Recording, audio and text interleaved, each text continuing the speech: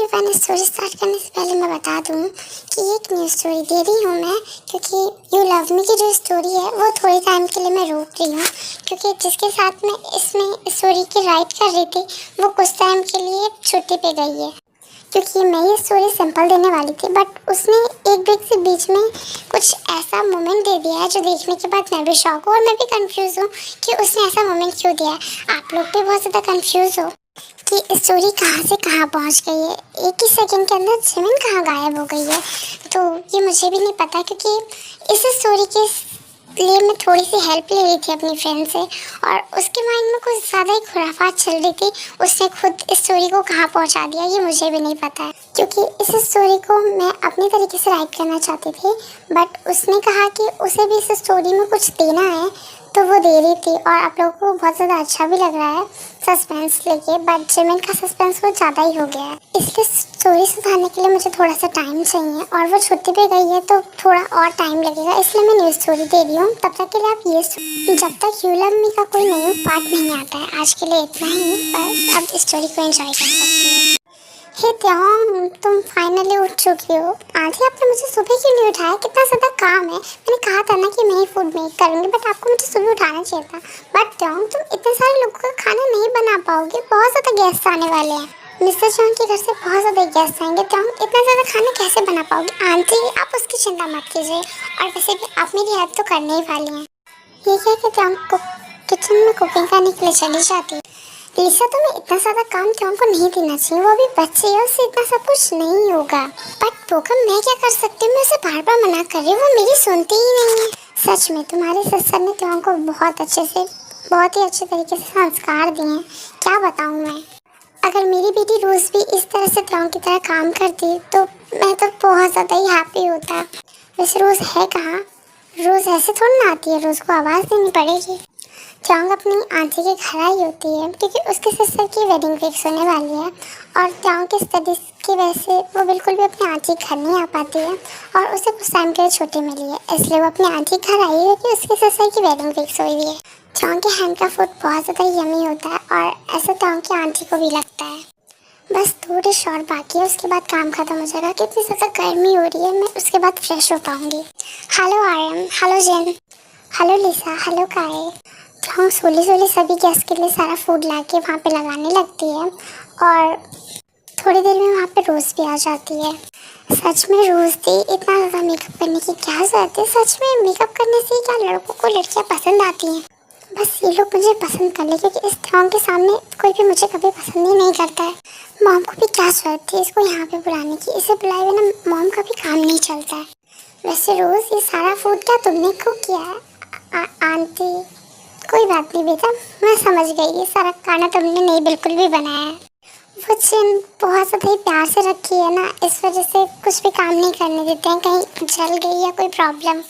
ऐसी कोई भी बात नहीं है लिसा, वैसे भी हम अपने घर की बहू से बिल्कुल भी काम नहीं कराते हैं, बट ये काम सीखना इसलिए ज़रूरी है क्योंकि कब कौन सी ज़रूरत पड़ जाए ये किसी को भी नहीं पता होता है। जो सुनने के बाद लिसा सिर्फ अपने सिर हाँ में हिला देती है। त्यों बिल्कुल भी किचन से बाहर नहीं आई एक बार रोज़ को देखने के बाद, क्योंकि वो बहुत ज़्यादा टायर्ड हो चुकी है और सिर्फ अभी भी थोड़ा बहुत खाना बनाना है। सच में काए, जिसने भी ये फूड बनाया ना, ये बहुत ज़्यादा यमी है। सच में मैंने अपनी लाइफ में ऐसा ज़्यादा फूड नहीं खाया। तुम्हें ये फूड बनाने वाले से फूड बनाना सीखना चाहिए। व्हाट, तुम्हें मेरे हाथ का फूड पसंद नहीं आता है तो तुम फूड खाओ ना, मुझे खाने की क्या ज़रूरत है? सच में त्यों हर चीज़ में बहुत ही ज़्यादा है, लकी है। हर चीज़ में से हर कुछ काम करना था। अगर मेरा एक सन होता मैं त्यों की शादी उससे करा देती। सभी लोग अपना ब्रेकफास्ट कंप्लीट कर लेते हैं। लिसा, तुम मेरी एक हेल्प करोगी? जी जी बोलिए। मुझे वॉशरूम जाना है। वॉशरूम किस साइड है? यहाँ से राइट हो जाना, राइट रूम में जो रूम डोर ओपन होगा वो रूम साफ है, तुम वहाँ जा सकती हो। सच में सपोज तो सही है। ये गर्ल कौन है? वाह, कितनी ज़्यादा क्यूट है, सोते हुए कितनी ज़्यादा क्यूट लग रही है। कौन है ये गर्ल? क्यों कितनी टूट जाती है किसी छोटी सी साउंड की वजह से, और वो अपने आइज को ओपन करके सामने की ओर देखती है। हेलो आंटी, आपको कुछ चाहिए? नो, मैंने कहीं तुम्हें डिस्टर्ब तो नहीं कर दिया? नो आंटी, वैसे तुम कौन हो? मैंने तो तुम्हें आज सुबह से नहीं देखा। वो आंटी काम की वजह से बहुत ज़्यादा टायर्ड थी ना, और मैं इतने ज़्यादा लोगों के बीच में जाना पसंद नहीं करती। प्लीज़ आप बुरा मत मानना कि मैं नीचे नहीं आई। मुझे ज़्यादा लोगों के सामने रहना पसंद नहीं है। कोई बात नहीं, मुझे बिल्कुल भी बुरा नहीं लगा। वैसे तुम रोज़ की क्या लगती हो? आंटी रोज़ मेरी दी है, मेरी मासी की डॉटर है। जी आंटी, मैं अपनी आंटी के घर घूमने आई हूँ। आप बहुत ज़्यादा स्वीट हो, तुम भी बहुत ज़्यादा स्वीट हो। तो वो जिन बातें कर रहे होते हैं तभी वहाँ पे लिसा और जिनके सिस्टर की डॉटर आयु आ जाती है और आयु तो को देखे पूरी तरह से शॉक हो जाती है और वो अपने मन में कहती है, इतनी ज़्यादा ब्यूटीफुल गर्ल सच में आज भी वर्ल्ड में एग्जिस्ट करती है। क्यों तुम इतने ज़्यादा कमज़ोर क्यों लग रही हो? वो आंटी बहुत ज़्यादा टायर्ड हो चुकी हूँ। हाँ मॉर्निंग से काम करोगी, मॉर्निंग से सिर्फ किचन में लगी थी सिर्फ खाना बनाने में, तो टायर्ड नहीं होगी। तुम्हें मैंने मना किया था ना इतना ज़्यादा फूड अकेले मेक मत करो, तुम्हारी हेल्थ के लिए बिल्कुल भी सही नहीं होगा, बट तुम सुनती ही नहीं हो मेरी। आंटी आप सबके सामने मुझे इस तरह से क्यों डांट रही हो? आई मीन टू से आंटी, आज जितना सारा फूड मेक था वो सब कुछ त्योंग ने किया था। जी हाँ, त्योंग ने किया था। त्योंग को कुकिंग करना बहुत ज़्यादा अच्छा लगता है और वो कुकिंग भी बहुत ज़्यादा अच्छा करती है। अच्छा वैसे त्योंग तुम कहाँ तक पढ़ी हो? आंटी अभी मैं 12th कंप्लीट कर रही हूँ। मतलब तुम अभी 18 की हो? जी हाँ, त्योंग अभी 18 की है और वो भी स्टडीज़ कर रही है, बट उसे कुकिंग करना बहुत ज़्यादा अच्छा लगता है, इस वजह से वो कुकिंग करती है। वैसे त्योंग तुम्हारी फैमिली में कौन कौन है? जी आंटी मेरी फैमिली में मेरी फादर है, मेरी मदर है और मेरी एक भाभी है और मेरा एक भाई है। जो सुनने के बाद जिन पूछती है, अच्छा तुम्हारे डैड क्या काम करते हैं? मेरे डैड एक प्रोफेसर है और मेरा भाई एक बिजनेस चलाता है। जिम जाने से पहले त्योंग को एक गोल्ड की रिंग गिफ्ट करके जाती है, जो देखने के बाद त्योंग पूरी तरह से शॉक होती है और आयु भी पूरी तरह से शॉक हो जाती है कि जिन ने आकर त्योंग को एक गोल्ड की रिंग गिफ्ट क्यों की है। बेटा मैं तुम्हें ये किसी और के लिए दे रही, मैं तुम्हें तुम्हारी मेहनत का गिफ्ट दे रही हूँ। तुमने सुबह से इतना ज़्यादा फूड मेक किया है, इतनी ज़्यादा मेहनत की है, ये गिफ्ट सिर्फ उसी के लिए। बट आंटी मैं अगर तुम मुझे आंटी समझती हो तो तुम मुझे गिफ्ट देने से मना नहीं करोगी। और ये कहते जिन वहाँ से चली जाती है। जिन जाते जाते त्यों को कहते हैं कि अगर किस्मत में रहा तो तुम्हारे हाथ का फूड खाने मुझे दोबारा मिलेगा। जो सुनने के बाद त्यों कहती है, आंटी आपको मेरे हाथ का फूड जब भी खाना होगा आप यहाँ पे आ सकती हैं। हेलो सर, काम हो चुका है। ओके मैं वापस आ रहा हूँ। उसे हिम्मत कैसे हुई जे कैसे पंगा लेने की? वो गलत इंसान से पंगा लेने की कोशिश कर रहा था। उसे बिल्कुल भी समझ नहीं आया कि उसे किसके साथ कैसे पंगा लेना चाहिए।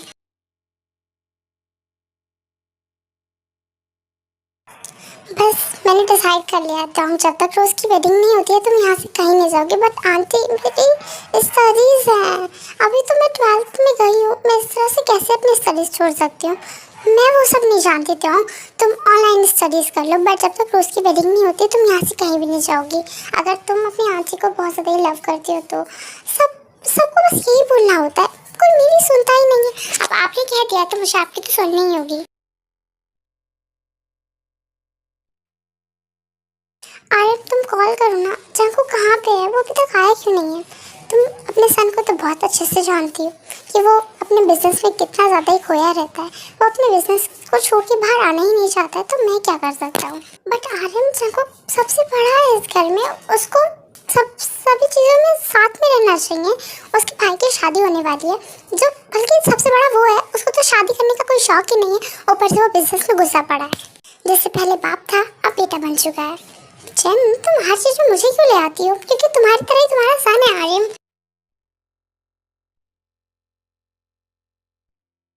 मुझे तो कुछ समझ नहीं आ रहा है कि मिसेस चैन ने आखिर टॉम को रिंग क्यों दी है, क्योंकि मिसेस चैन के तो ऑलमोस्ट 2 ही सन है। एक जो उनके सिस्टर के सन जो कि अभी तो स्टडीज कर रहा है और अभी तो कोई काम भी नहीं करता है, उसकी वेडिंग भी तो कर नहीं सकते हैं। और उनकी एक बेटे की तो वेडिंग हो चुकी है जिनकी वाइफ है, तो आखिर इसके लिए मेरा तो माइंड खराब हो जाएगा।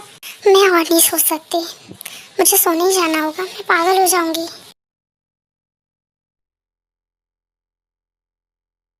सच में ये रिंग बहुत ज़्यादा सुंदर है, बट मैं इस रिंग को नहीं रख सकती क्योंकि इतनी ज़्यादा महंगे रिंग रख के मैं आखिर क्या करूँगी?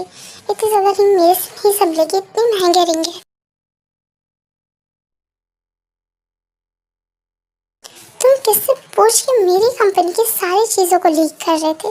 प्लीज़ सर मुझे माफ़ कर दीजिए प्लीज़। नो, जे की लाइफ में जो आता है और गलती करके जाता है उसे सीने का कोई भी शौक या हक बिल्कुल भी नहीं देता। जे उस पर्सन को बहुत ही बुरी तरीके की मौत देता है और उसके बाद वो वहाँ से चले जाता है। सर इस बॉडी का क्या करना है?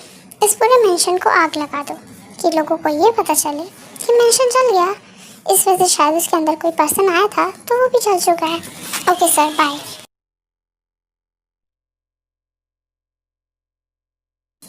हेलो जाको, तुम कहाँ पे हो? मैं ऑलमोस्ट 20 कॉल्स कर सकती हूँ। मॉम, मैं आ ही रहा हूँ। मुझे नहीं पता, मुझे तुमसे बहुत ज़्यादा इंपॉर्टेंट बात करनी है और चुपचाप तुम घर आ रहे हो, वरना मैं वहाँ आ रही हूँ जहाँ पे तुम हो। नो मॉम, मैं आ रहा हूँ। ओके।